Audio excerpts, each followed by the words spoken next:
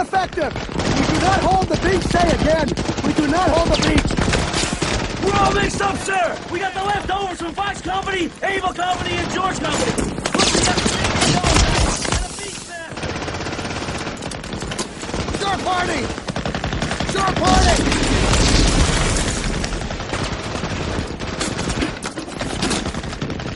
Got out! The Allied invasion, codenamed Operation Overlord, was originally set for June 5th, but bad weather forced a delay.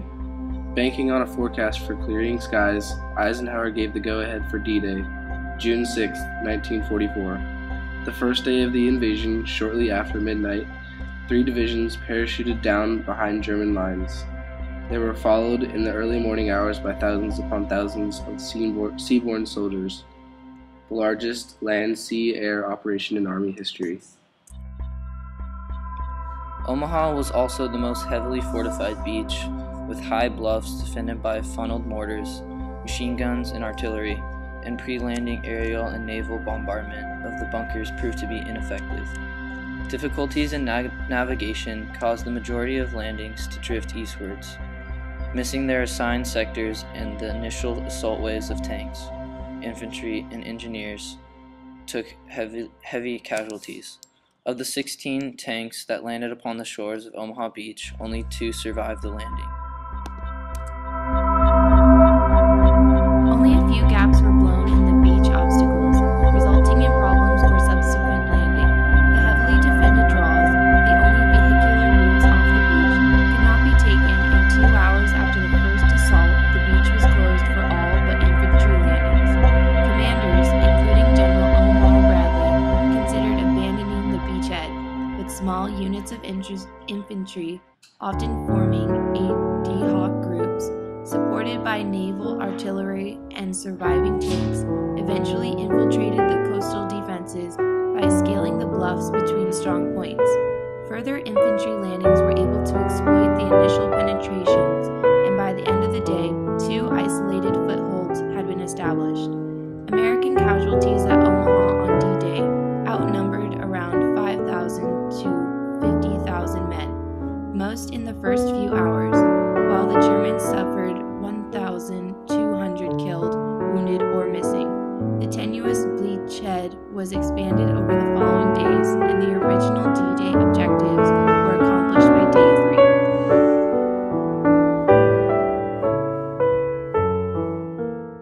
Despite the massive air and sea bombardment by the Allies, German retaliation was brutal, particularly at Omaha Beach. People were yelling, screaming, dying, running on the beach. Equipment was flying everywhere. Men were bleeding to death, crawling, lying everywhere, firing coming from all directions.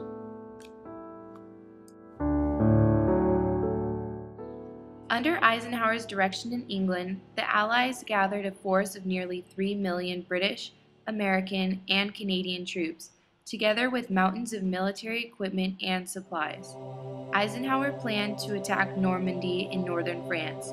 To keep their plans secret, the Allies set up a huge phantom army with its own headquarters and equipment. In radio messages they knew the Germans could read, Allied commanders sent orders to this make-believe army to attack the French port of Calais, 150 miles away, where the English Channel is narrowest. As a result, Hitler ordered his generals to keep a large army at Calais.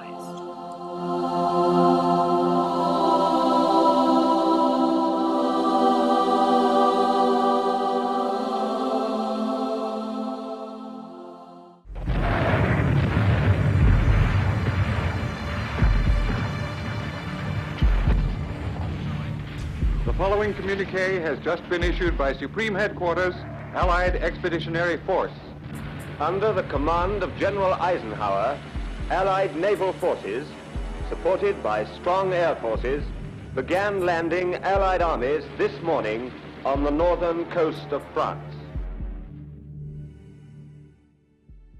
More than 130,000 Allies stormed the beaches of Normandy on D-Day. Within weeks, 1 million men have landed. The Allied invasion of Western Europe begins.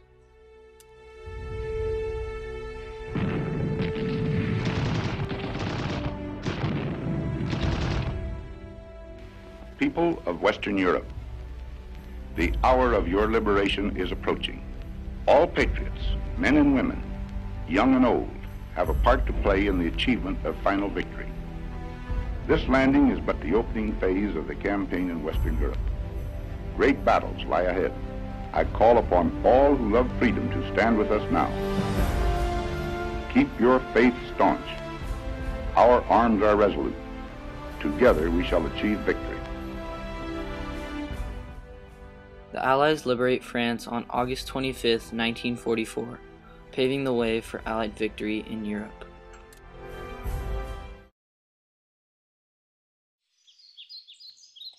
Over 425,000 Allied and German troops were killed, wounded, or went missing during the Battle of Normandy.